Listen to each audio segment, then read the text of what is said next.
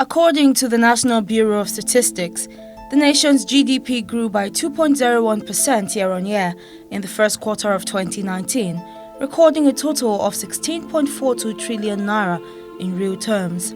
Of this figure, real GDP growth in the manufacturing sector was recorded at 0.81% year-on-year, showing a decline of 2.59% when compared to the same quarter in 2018. The World Bank's report for Nigeria on manufacturing value added in percentage to the nation's GDP in 2018 stood at 7.78%. The current production capacity of the country is not sufficient to cater for the over 180 million population, hence the flooding of foreign products in the market. To rejig this sector, there is an urgent need for continued protection of locally manufactured products from foreign competition and a need for expansion of the sector to cater for the local market and increase its potential for export. On this episode of One on One, I sat with the Managing Director of Wemy Industries Limited, one of Nigeria's pioneer manufacturing plants, as we talked about potential for the growth of the manufacturing sector and, more importantly, improving and enhancing the Made in Nigeria brand. Nice to have you in the studio. Hello there. And nice to have you once again, because I visited your factory. Yeah, pleased Fantastic to be here. job. Thank you. We don't have as many second generation companies as we should expect here in Nigeria. But one thing that beats my imagination is the fact that Wemy Industries is a second generation company. Now, how has the journey been for you so far? Right. Thank you again for having me here. The journey for me personally as a second generation business has been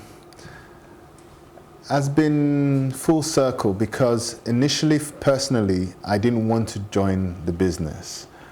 But over time, I decided to join the business because what we have is of value for not just for Nigeria and Africa, it's for value for all of us. And I saw value in the business, and it's been a fantastic journey, and we're still going on that journey to develop our business and also develop the Nigerian market, because Nigerian market still needs to develop to get to the status that we all want to get to. Now, is there a certain reason children do not possibly want to take over companies of their parents, but would rather go work with some multinational company? Can't a Nigerian company become that multinational company that outsiders, foreigners would come in and work with us? Yeah, it's a very, very good question. It's always a challenge, but I think there's certain ingredients that make this thing possible. And I think a lot of people study this problem, but I think particularly if the children in the family are entrepreneurially minded and they were raised in a certain way that enabled them to have the same kind of drive, because mostly once a generation has been successful and life is easy for the children, why would they want to go and hustle? So it's how they are raised. They're raised in such a way that they also are taught how to hustle and work hard. Then they'll be, and have the right education. Then there's a chance they will embrace business as well, and they run the business properly. That's one of the key ingredients. But I think, I don't have the answer to that, but it's something that I think we're lucky in my family, the way we were raised. We were raised in a very practical, not spoilt kind of environment. Very important. So that really made us, hungry to want to succeed as well. Yeah. When you go to the market, you see a lot of foreign products, baby diapers as well, flooding the market. So how are you able to deal with competition? Because you are the pioneers of the production of diapers here in Nigeria. Yes, it's a very good question. First of all, we make a number of products that center around women and babies. So we make baby diapers, Dr. Brown baby diapers, Dr. Brown baby wipes, Nightingale on delay pads, ultra pads, things like that. Adult diapers as well. And the market is flooded with imports. I have a lot of things to say about it. I don't even know where to start. Well, how we deal with it is to try to produce as much volume of goods as possible to compete in the marketplace, because at the end of the day, it's much more profitable to manufacture locally rather than imports. But the danger that people don't understand when it comes to importation or buying imported goods is that they push their money abroad. Okay, so I was going to come to that. What are the implications of purchasing more foreign goods than buying locally made products? Now we're moving to the proudly Nigerian, like I started off with. Okay, that's a very good question. There are many implications of that, and I think it's important for a lot of Nigerians to understand the implication of buying local or buying imports. I think it's quite cool for a lot of people to think, oh, I'm buying something from abroad, yes, and things like that. But they are misguided and misunderstand the implication of doing things like that. By buying things that are not from here, they are creating jobs, they are transferring their own wealth away from their country, away from their land, away from their children to other people's children abroad. That's the implication. And buying local it's very important, very strategic if we want to make our country a lot more wealthier, and if we want to develop. We make diapers in Nigeria, and the quality is not just even better, not just as good as what is in what you find abroad. What's obtainable outside the country. Yes, it's even better. But that perception that anything local cannot be good needs to be thrown away. I'm happy that nowadays we consume our local music. That attitude needs to go to our local products. We can produce the same thing. We use the same machines that the foreign companies use. We same raw materials. So the same standards are applied. So I don't know why people still go for those foreign brands. And it is only when we start buying our brands that we'll start to export our brands. Exactly, into because other countries. At the end of the day, we see this translating into a higher GDP for the country or a lower GDP. Absolutely. All right, so something else that is very important. I was at your factory a while ago, and I noticed that a lot of industrial machines were being used. Yes. And when I asked you, you did mention that virtually everything was imported. Yeah. Are there possibilities of backward integration where we see ourselves producing these machines? Do you think we have the manpower, the intellectual capacity? What is necessary to build such industrial equipment? That's a very good question, Irene. I really appreciate that question. Yes, I have traveled. I'm fortunate enough to have traveled to many countries, including China, Europe, Germany, and seen a lot of industrial complex. There is no difference to the average Nigerian engineer and the average Chinese engineer. There is no difference whatsoever. So why aren't we doing it, and why are they doing it? I think the answer is this: Nigeria needs to have a consistent industrial policy whereby we're constantly running our businesses and we can evolve, because it's like, we're constantly not going past primary school. And when other people are in university, you're kind of staying in the same place. You're not going from primary to secondary to university, because when you get to that stage, you're at a different level. And that's what we need to just do. The machines can be designed. We need to get from the point of even designing the machines, using the machine for such a long time, we know the machines in and out, then we start to design the machines, because that's what they all do, and then make the machines, because the machines are made from steel. So it's a developmental phase that we need to just go through. A lot of Nigerians can do that, and if you research this, you find Nigerians in diaspora in these countries working in these industries, building these machines. So there's nothing really complex about it. It's about industrial policy being consistent, a lot of manufacturing businesses evolving and growing to a certain size. So basically we should get more serious with industrialization here in Nigeria, which is a topic we've been clamoring about for so long. Not only that, let me even give you one specific, not only industrialization, localization of industrialization. That means the indigenous Nigerian businesses needs to develop so that, because it's the indigenous ones that will be able to develop the industry and get that knowledge base in, because the international ones are still international. They have that intellectual property, yes. They have it local, and they can take it away when they decide to leave. But if it's local, the Nigerian can now pass that knowledge to other Nigerians in the business, into the universities, and that's how you can evolve, develop even faster. Okay, so we'll just hold on for now and take a quick break. We'll take a break now. Stay with us. You're still watching One on One on Plus TV Africa.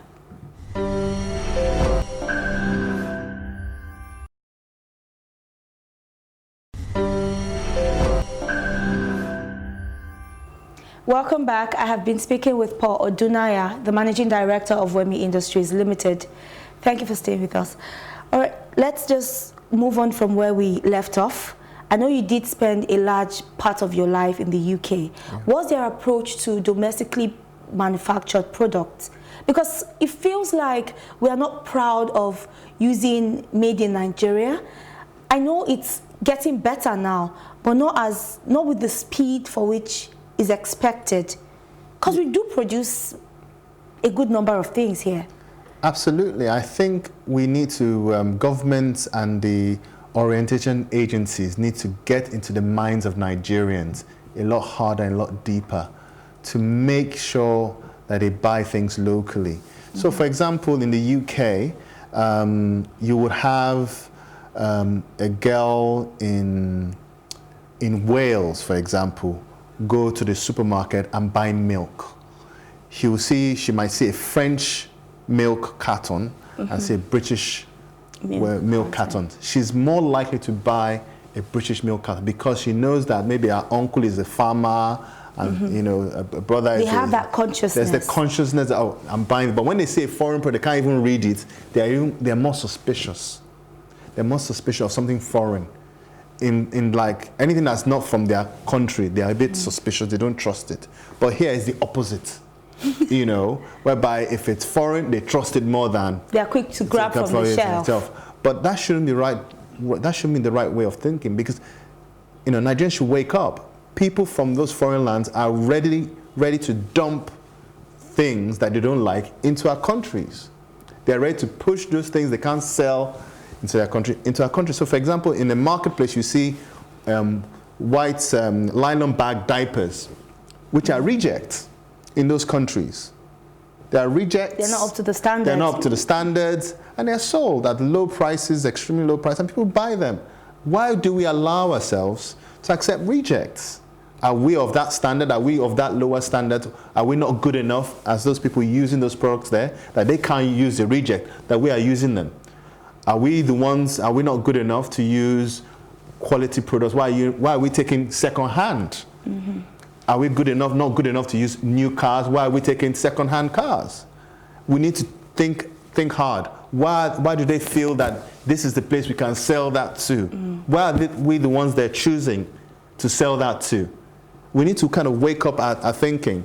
Why can't they use it? Am I, you know, I'm, true, you know, why is it me you're selling it to? Why should I use that? It is when we reject these things that they would stop coming into the country. Stop coming into country. Nigeria stops being a dumping ground. Absolutely. And we start forcing our local guys to make it. That orientation needs to go. It needs to be, we need to make imports more expensive.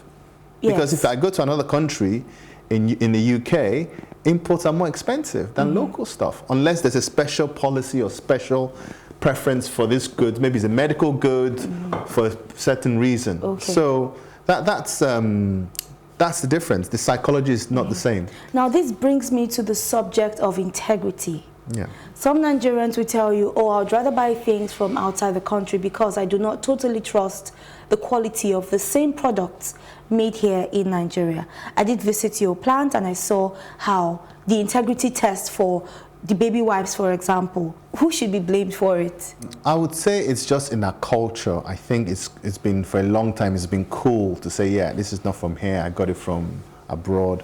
But I think they should trust what is local, because we have agencies like NAFDAC, agencies like SON. We have a lot of agencies that visit factories almost on a monthly basis, checking, testing all the time. We need to believe in ourselves. But those foreign products, when last did they go and check, can they be assured that what the quality of the product is when they come in? They can't be sure when it's imported. Do we know whether it's the waste they're selling to us? We can't know. The other day I bought a carton of cranberry juice, and we just decided to cut it open. We saw a lot of glue and messy things in there, and they're imported. So I think that psychology needs to change. If they want to find out about the quality of our product, they can check. If they have complaints, they can call. Because yes, when you manufacture, there can be the odd error. It's within the reach of complaints. They can complain. They can email. They can access different people and find out. They can go and can touch and reach.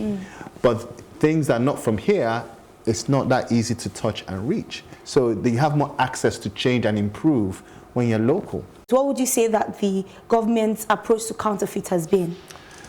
Have they been helpful in this regard? Well, we're as good as we want them to be. They've been helpful. The problem is that, government doesn't have enough resources to deal with it. But I think there are things I'm aware of that they're trying to do to improve that. Of course, there are counterfeit of our products. We found some counterfeit of our Nightingale underlay pads in the marketplace. They'll copy the exact thing and they'll put a different name. They'll take the brand, take it to China, have it made, bring it back at a cheaper rate. In fact, at Dr. Brown Diapers, we found a fake version. They didn't sell it in Nigeria. Somebody made it there and sold it to Ghana in the market. So because we're not in Ghana yet, someone was making a copy of our brand, counterfeit, and selling it in another African country. So they're in collusion with manufacturers abroad. So as I said, and the quality was just nasty. So all this belief that everything that's from the white man's country, I'm sorry to use that expression, is better, is false. Because people are ready to dump and sell things to us. And, there are babies that suffer rashes, as a result of this kind of products that are infiltrating the market. Leakages from the diapers, but because it's cheap and it's profitable, people go into this kind of business. But the psychology in all the industries, food industry, needs to just change. We need to just, the way our psychology has changed, I'm so proud when I say, they're playing mostly Nigerian. Our fashion, our music, I think it's doing very well. That has to happen when it comes across to board, across the entire value chain. Absolutely. Clothing, everything needs to start to change back. And when you start to do that, you start to see the wealth is retained. Wealth is retained. We start to see it translating into a higher GDP for the country. Absolutely. People have better standards of living. People are living yes, I want to just make a point. Because we are not just a local manufacturer, we're a Nigerian manufacturer. So the value chain that we impact is massive. Engineers are all Nigerian. HR, scientists, microbiologists work with us. We have all sorts of talents that work with us. We have creative people that work with us. Job creation. We have distributors. We have salesmen, saleswomen. We have vehicles. We have roughly about 400 employees. But then let's just talk a bit about how the African Continental Free Trade Agreement that was just signed by the president, how it's going to affect manufacturers like you. All right. The idea of the free trade agreement, it's a very good one. On the face of it, I think the devil is in the detail. And I think the only concerns that a lot of manufacturers are worried about is if the industrial nations like Europe, China, and the US try to get into that free trade country through the back door by claiming it's African. So because we don't want setting up plants in some of these countries and then producing. Or how do you mean? Not necessarily. Maybe setting up, because you can set up a plant, fake plants, and import your goods in and claim it was made in Africa. You can do that. So those are the things we want to guard against. But I think the idea is fantastic because it increases the market we can sell our goods to. It's rather than it be a 200 million people market, we're looking at a 1.5 billion people market. So that means I can export not only to West Africa, which is ECOWAS, which is a free trade zone already. I can go into Central Africa, into South Africa. I can now plan on a global, in a larger market scale. So potential revenue and income generation and transformation is huge if it can work out, because it's about reducing tariffs and making market accessibility increase, and that's the only way we can lift our people out of poverty. Of course. Yeah. All right, so we'll just hold on with that thought now. We'll take a quick break. You're still watching One on One on Plus TV Africa.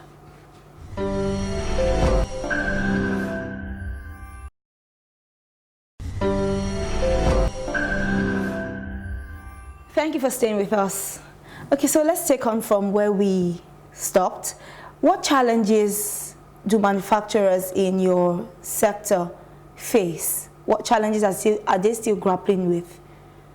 I think a lot of manufacturers are facing issues of debt, high debt in their businesses because of the recession of 2015, 2016, because that devaluation of the currency and the inaction of the government at the time has put some people under a lot of stress. Some businesses have closed down at the time. So the businesses that are still around are still grappling with that debt. So a lot of businesses are grappling with a lot of debts. And I think if our government can assist them, it will really makes a difference in the economy. Then also there's issue of power, of course. That's the normal story. Everybody knows there's power issues. If power can be done in such a way that industrial businesses can have constant power, because at least they'll be generating money for the economy and generating business. If that can be done, I know government is trying to do that, but I think the answer is that government shouldn't do too much. You know, they can't do everything. Share some of the burden with other parts of the country. You know, there should be a kind of restructure in the way we do things so that the burden is not so much on one part of the country. Perhaps the private sector can take a bit of the burden. You know, I think there should be, as a nation, we should share part of the problem, and to make the problems easier to resolve. There are issues relating to over-dumping, over-importation for manufacturers. They're not being protected, but I know government, there are things in the works by the government to kind of reduce importation of goods, because importation is really harming us. It's harming us, and it's harming investment, it's harming development. We need to wean ourselves from this bad habit and start to process our goods rather than, you know, pay, you know, so much cost and take our wealth away from our country to that foreign country. I think I can't say that enough, that we need to retain our wealth in our nation. If you go to other countries, they work so hard to retain their wealth within the nation. And on the issue of the public-private partnership, do you think the government is doing enough in terms of collaborating with private business owners to expand the scale of businesses and business interactions that are being done? Yes, I mean, to be honest with you, I have been working with the Trade and Investment Department of the Ministry of Industry, Trade and Investment. Yes, I've been working with them to develop a policy. So the policy in our industry is coming out that will restrict some imports in our subsector. And I think government is trying to do a lot of things. There are civil servants who are generally patriots of our country, who want the better things. So we shouldn't just, I'm reluctant to hammer the government as we do. There are people trying their best in there. But I think what I would appeal for is government should be move a lot quicker. So that would really make a difference if government can be a bit much quick on their feet and allow for encourage foreign direct investment in our countries, because that will also oil the wheel of fast growth. I think the government is looking for high growth. I think you need foreign direct investment, make it a lot easier, let the currency be stable, and that would really foster faster growth and create massive unemployment. I think there's so much potential here that we're not really taking advantage of. We need to look at it this way. We need to wish for a day we walk into a supermarket and 80% of what is sold in that supermarket is made in our country. The day we achieve that, that day will be one of the wealthiest countries in the world. And I think that's the simple way for an average man on the street to understand what this crisis is all about. All right, and finally, before we go, because we're out of time now, how easy is it to penetrate into the Nigerian market? The Nigerian market is about, Nigerian market is a very easy market. As long as you engage people, you talk to people, people will test you out. We're a very enterprising nation. I think I'm very proud of our nation because we're entrepreneurial, we're enterprising. We have investors who come here, who visit here, and they visit a number of nations. I don't want to put other nations down, but they like the energy about Nigerians. They like that, okay, this is a place we can work. We just need to just tweak some things, and the double digits growth that the government is looking for will happen very, very quickly. And some of these things, we need them to act very quickly. Let's reduce the drama and let's increase the focus. So yeah, the Nigerian market is a fantastic market. As I said, I was abroad for a long time. I moved back here. If the market wasn't good, I won't be here. So the Nigerian market is a wonderful market, it's a good market, and I think we need to start believing in ourselves and driving this market and change our market for the better. And you know, during the African Free Trade Agreement, everybody was waiting for Nigeria because they know we have a good market. We have a sophisticated market, we have well-educated people who can move very quickly. So the population is there, human capital is there. Yes, there's still some indices where we're very poor, but the human capital part is very strong. And remember, I didn't even mention corruption. I think corruption, yes, can be a bit of a red herring. We need to just focus on getting the job done. Corruption is always going to be there in some small form or the other, but that doesn't stop us from achieving what we need to achieve. There are many countries that have some of these problems, yet it's not stopping their development, it's not stopping their growth. I think we shouldn't be blindsided by some of these issues, because at the end of the day, corruption is about, you know, in different forms, it's an issue. I think for me, it's the legislative part of the country and the legal profession is strengthened, then we shouldn't worry about it. If you do wrong, you're prosecuted and you go to jail. Once that part is working, we shouldn't be thinking about these issues. So I think it's more of an ineffectiveness of our legal structure in the country. Once that is sorted, I think we'll be a better place for doing business. But I think Nigeria is already a good environment for doing business. This has been a very informative conversation. Thank you very much for joining me in the studio. Thank you so much. It was wonderful having you in the studio. Yes, thank you. That's all we can have for today. For more content of this nature, find us on Facebook, Instagram, LinkedIn, and YouTube, all on Plus TV Africa. From our Lagos studio, I am Irene Ubani. Bye.